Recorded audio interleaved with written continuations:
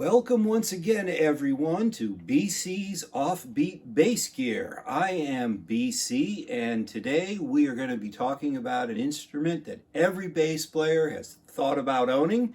Everybody's thought about picking one of these up, and sadly, I actually did it. It is the almighty 8-string. This particular 8-string is from the good folks at Schecter. Schecter makes great basses and kind of just about every price point, especially kind of in the under $1,000 range. If you're not into P basses or J basses, I suggest you check them out. This is a Schecter Riot 8. It is the 8-string version of their Riot series bass. Really looking forward to shooting this video, hearing what you all think about it, and what you want to comment on once we put this up. So without further ado, I'll walk you through the instrument itself. I will play a few things for you, try to get the sense of it from there, and we'll talk a bit about everything. So, Schecter Riot 8, really solid construction, top to bottom. It's got a pretty intuitive layout. We have a master volume, pickup blend. I tend to play this bass with the pickups rolled a little more towards the neck. Then we have a bass, a mid, and a treble boost. I usually take the mids down to pretty much nothing on this.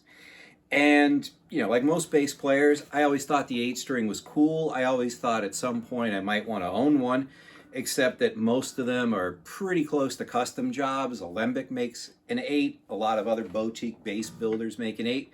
There's not too many people that make entry-level 8s, and those that don't do them particularly well. That is not the case with Schecter. They did a really good job on this bass, I think. I bought this as a blemish, a second, from the good folks at Zounds a few years ago, because I always wanted one and always thought, you know, I'll never get a chance. And when I saw this being blown out the door with a pretty good price, I went for it.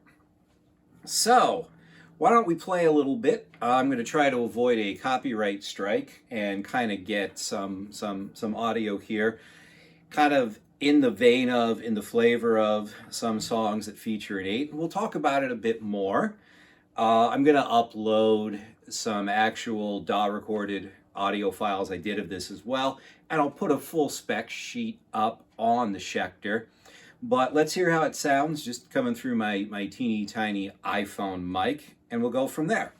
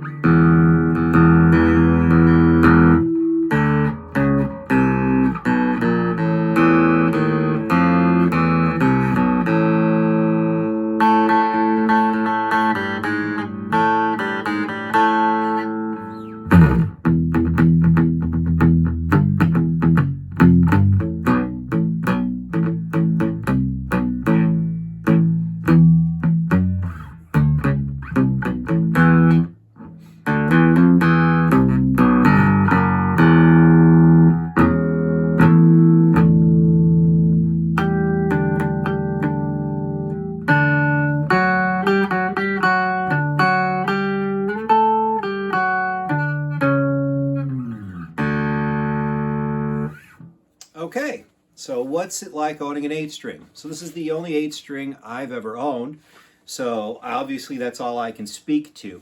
But a few things. They are a lot of fun. One of the things I've noticed about this bass in the few years that I've owned it is that it's a very physically challenging instrument to play. And what I mean by that is this. not familiar with an 8, basically what you've got your G, your D, your A, your E, just like you would on any bass, and an octave string above each of them. So it's similar to a 12-string guitar, essentially. And what I mean by physically challenging is these octave strings are under a lot of tension. They really are under a lot of tension, and you really need to kind of hit them pretty hard to get them to resonate. You don't notice it as much on the E and the A string, but when you get up to the D and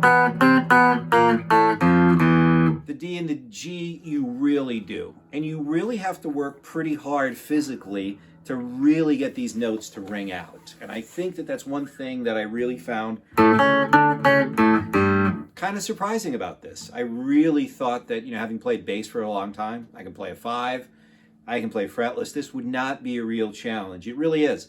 If you sit down and you play one of these for 45 minutes or an hour, you get a pretty good workout. I mean, it really does require a good bit of effort, and you're mainly going to be working with a pick. Obviously, you can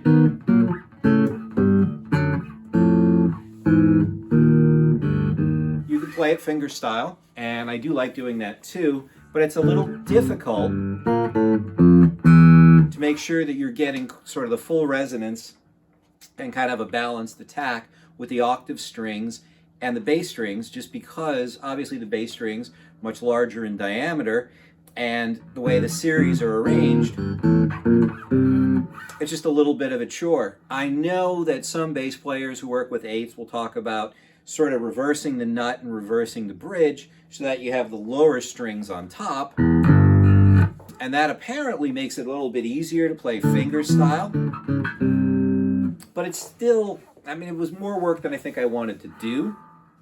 The octave strings themselves, what I use, are piccolo bass strings. You can buy these pretty easily on a few sites online, and then just pair it up with standard bass strings. The bass itself, kudos to Schecter for doing an 8-string that people can afford, that has a pretty good active EQ system in it. One thing I have noticed is this is a single truss rod, so it's basically laid out like the Riot 4 and Riot 5, and the neck does require a good bit of tweaking. There's definitely a lot more tension on this neck than you have on a 5-string. I almost think it would have been better if you notice with some 6-string basses, you'll get that twin truss rod, not the twin truss rod like you get on Ricks, but a twin truss rod on that. And, I think that might have been a better way to go. On the other hand, that's a pretty significant change in the assembly and construction process, and you're looking at probably, a higher price on it. So, and to be able to get one of these, they do not come up on the used market too often. When they do, you can find these maybe $8.50, $9 1/4. I recommend a good generic hard shell case or a generic gig bag, because the headstock can sometimes be a little tricky to fit into a standard bass case, but it can be done. The instrument itself balances surprisingly well for having, 8 machine heads on it. It's a little neck heavy, but not unbearably so. I never noticed a lot of issues with it, just fighting with a lot of neck dive.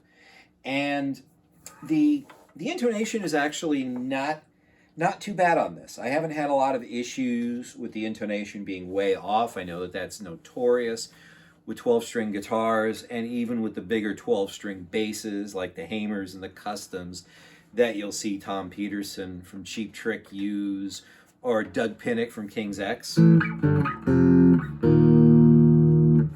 So I think that was something I was really surprised that the intonation on it wasn't too bad. If you really listen to it, I think it has a very kind of synthy, kind of piano-like tone.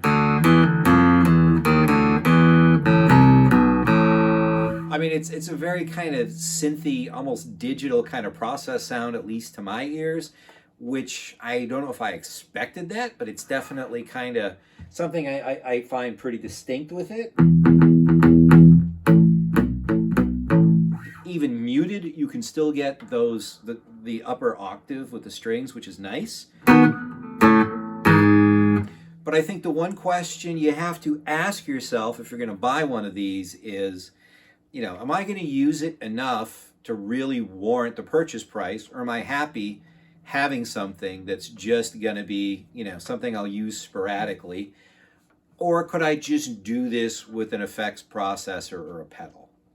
And at the end of the day, I think if you're just looking to do a few songs with an 8-string in it, or maybe in a 12-string in it, you're just better off going with the processor. I mean, I think that this is a lot of fun to have. But like I said, it's kind of a physical challenge to play it. It does require some neck tweaking on a pretty regular basis, which is not always fun.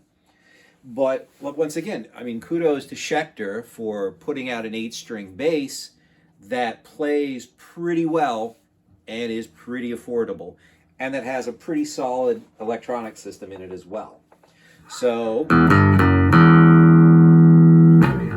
on that note, I would like to thank all of you for joining me today. I'll put the specs to the bass up in with the clip when it's uploaded, and I'll also try to upload some DAW recordings I did with this coming out of a Spark 40 on one of its bass presets going into PreSonus.